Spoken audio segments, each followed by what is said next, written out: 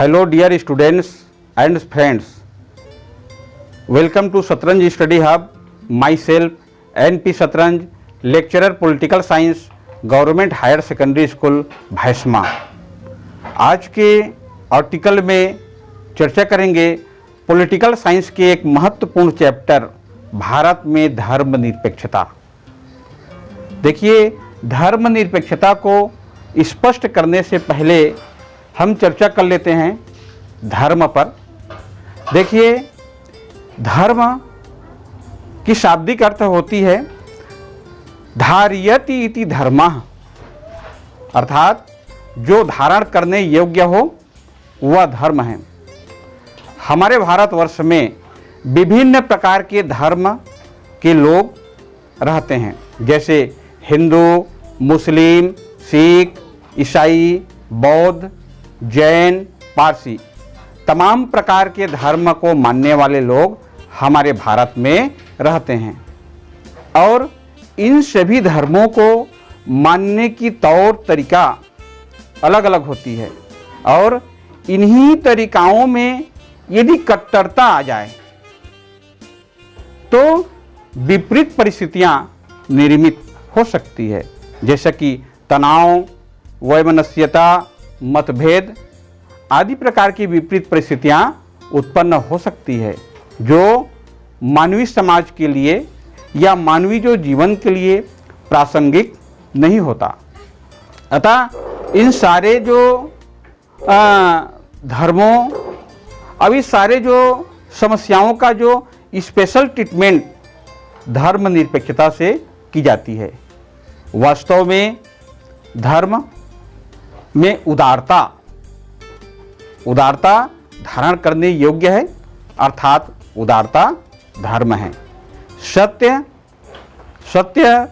धारण करने योग्य है, अर्थात सत्य एक धर्म है। दया धारण करने योग्य है, अतः दया एक धर्म है।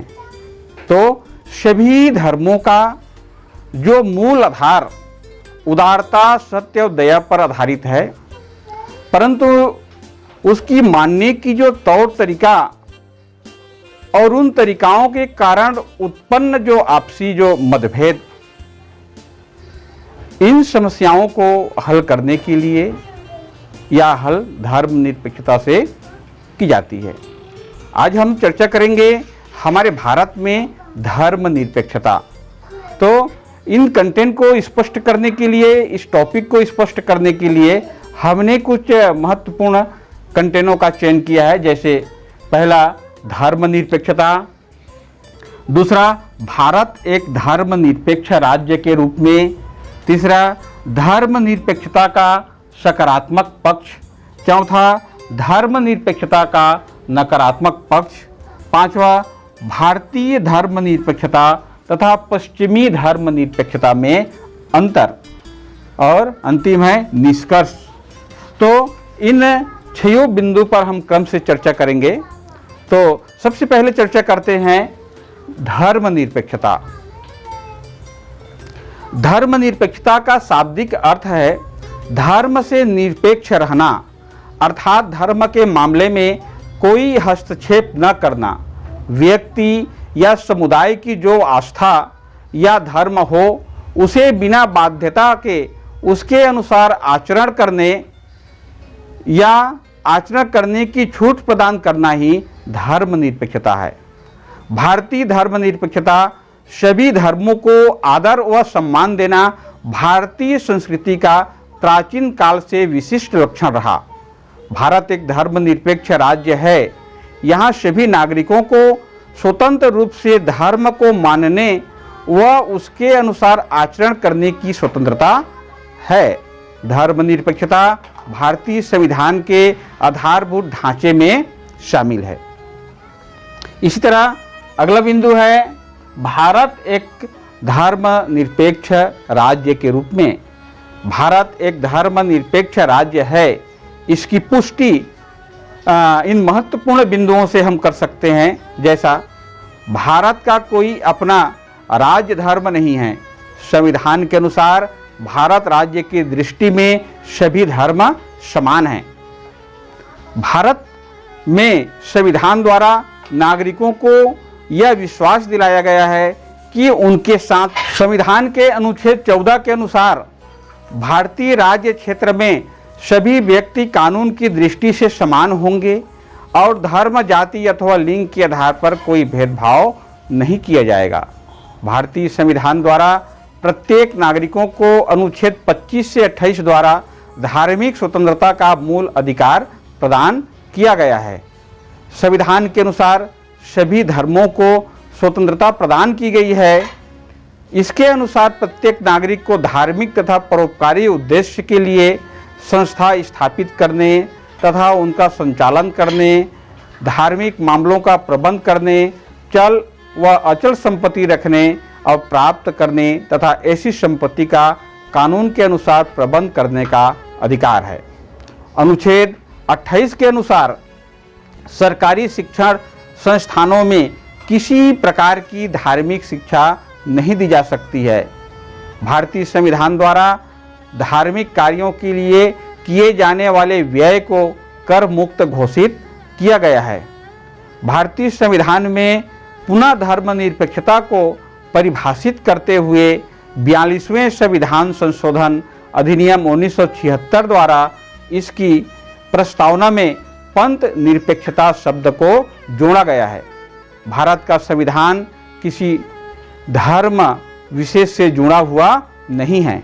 तीसरा कंटेंट है धर्मनिरपेक्षता का सकारात्मक पक्ष। धर्मनिरपेक्षता की भावना एक उदार एवं व्यापक दृष्टिकोण की भावना से परिचालित है। धर्मनिरपेक्षता सभी को एकता के सूत्र में बांधने का कार्य करती है। इसमें किसी भी समुदाय का अन्य समुदाय पर वर्चस्व स्थापित नहीं होता। यह लोकतांत्रिक व्यवस्था को मजबूती प्रदान करती है तथा धर्म को राजनीति से पृथक करने का कार्य करती है। धर्मनिरपेक्षता का लक्ष्य नैतिकता तथा मानव कल्याण को बढ़ावा देना है, जो सभी धर्मों का मूल उद्देश्य भी है। अगला कंटेंट है धर्मनिरपेक्षता का नकारात्मक पक्ष। भारतीय परिप्रेक्ष्य में धर्मनिरपेक्षता को लेकर आरोप लगाया जाता है कि यह पश्चिम से आयातित है, अर्थात इसकी जड़ें या उत्पत्ति ईसाईयत से खोजी जाती है। धर्मनिरपेक्षता पर धर्म विरोधी का भी आक्षेप भी लगाया जाता है, जो लोगों की धार्मिक पहचान के लिए खतरा उत्पन्न करती है। भारतीय संदर्भ में धर्मनिरपेक्षता पर आरोप लगाया जाता है कि राज्य बहुसंख्यकों से प्रभावित होकर अल्पसंख्यकों के मामले में हस्तक्षेप करता है, जो अल्पसंख्यकों के मन में यह शंका उत्पन्न करता है कि राज्य तुष्टीकरण की नीति को बढ़ावा देता है।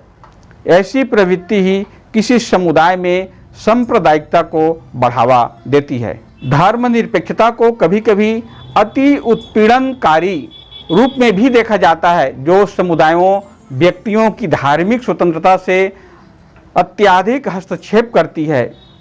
यह वोट बैंक की राजनीति को बढ़ावा देती है। इस तरह भारतीय धर्मनिरपेक्षता का एक नकारात्मक पक्ष है। इसी तरह अब देखते हैं पांचवा कंटेंट भारतीय धर्मनिरपेक्षता तथा पश्चिमी धर्मनिरपेक्षता में अंतर। दोनों में बेसिकल डिफरेंस क्या है, इसको देखते हैं। पश्चिमी धर्मनिरपेक्षता जहां धर्म एवं राज्य के बीच पूर्णता संबंध विच्छेद पर आधारित है, वही भारतीय संदर्भ में देखें तो यह अंतर धार्मिक समानता पर आधारित है, दृष्टिगोचर होता है। वही भारत में यह समग्र रूप से सभी धर्मों का सम्मान करने की संवैधानिक मान्यता प्रदान करता है। इस तरह भारतीय धर्मनिरपेक्षता और पश्चिमी धर्मनिरपेक्षता में अंतर स्पष्ट होता है। अगला कंटेंट है, अंतिम कंटेंट निष्कर्ष के रूप में देखते हैं।